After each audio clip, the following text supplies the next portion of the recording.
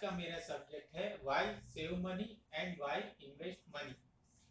Savings का meaning होता है बचत, और अ, बचत मतलब पैसा बचाना। पर हमें पैसा क्यों बचाना चाहिए उसके बारे में हम आज जानेंगे और कुछ डिस्कस करेंगे, और कुछ रीजन मैं आपको बताऊंगा हमें सेविंग्स क्यों करना चाहिए।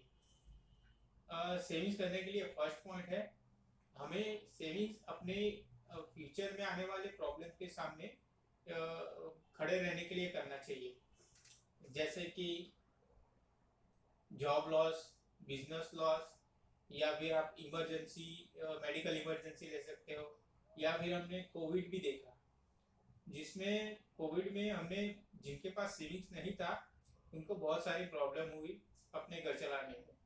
तो हमें कम से कम अपने मंथली एक्सपेंस का 6 गुना पैसा सेविंग्स के तौर पर रखना ही चाहिए। ये थंब रूल है यह सेविंग्स का।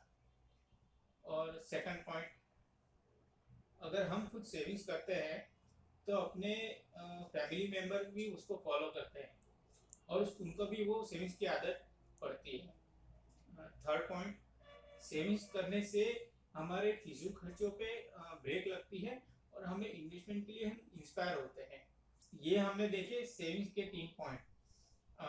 पर हमें सेविंग्स कहाँ करना चाहिए?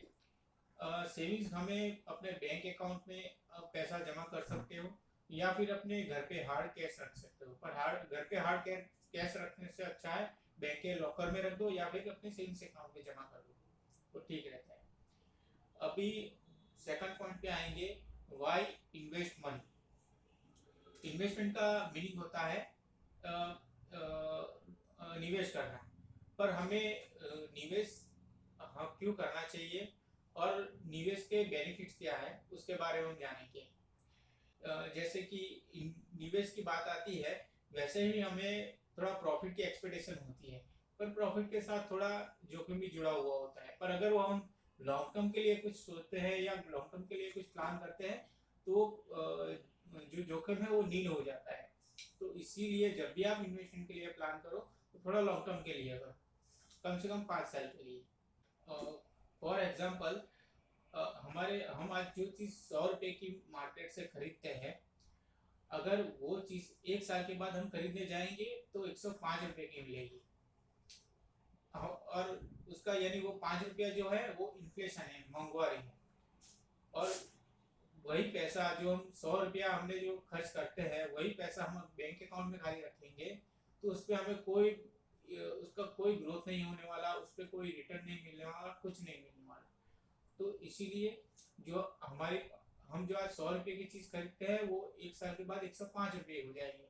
तो अपने आप उसकी पैसे की वैल्यू कम हो जाएगी और अपनी परचेसिंग पावर कम हो जाएगी। इसीलिए हमें 100 रुपये का कम से कम 105 रुपया करना जरूरी है 1 साल के अंदर अंदर। अगर हम नहीं कर पाते हैं तो अपने पैसे की वैल्यू कम होती है, इसीलिए इन्वेस्टमेंट करना जरूरी है। पर हम इन्वेस्टमेंट कहाँ कर सकते हैं? इन्वेस्टमेंट हम फिक्स डिपॉजिट में कर सकते हैं। जैसे कि हम फिक्स डिपॉजिट में करते हैं तो हम फिक्स ट्यूनर के लिए पैसा डालते हैं, बैंक में करते हैं, या प्राइवेट कॉर्पोरेट एफडी होती है उसमें भी आप कर सकते हो। थोड़ा उसमें 50 पैसा इंटरेस्ट ज़्यादा मिलता है। वहाँ पे आप फिक्स डिपॉजिट में आपको एक फिक्स ट्यूनर के लिए प्लान करना पड़ता है और फिक्स इंटरेस्ट आपको मिलता है। दूसरा, आप बॉन्ड में कर सकते हो। बॉन्ड में आप पैसा जो कॉर्पोरेट कंपनी होती है या गवर्नमेंट कंपनी होती है उनको कभी पैसे की ज़रूरत पड़ती है तो आपसे सीधा वो मांगती है और उसमें आप पार्टिसिपेट कर सकते हो। दूसरा, आप म्यूचुअल फंड में कर सकते हो जहाँ पे आपको 12 से 15% रिटर्न मिलता है। उसमें आप 100% इक्विटी फंड में भी जा सकते हो। थोड़ा आपको रिस्क कम लेना है तो थोड़ा सेफ साइड बैलेंस फंड में भी जा सकते हो, जहाँ पे 10 से 12% आपको 5 से 7 साल के अंदर मिलता है ईयर में। दूसरा, आप रियल एस्टेट में जा सकते हो, पर उसमें थोड़ा अमाउंट की ज़्यादा ज़रूरत पड़ती है। आप गोल्ड में भी जा सकते हो।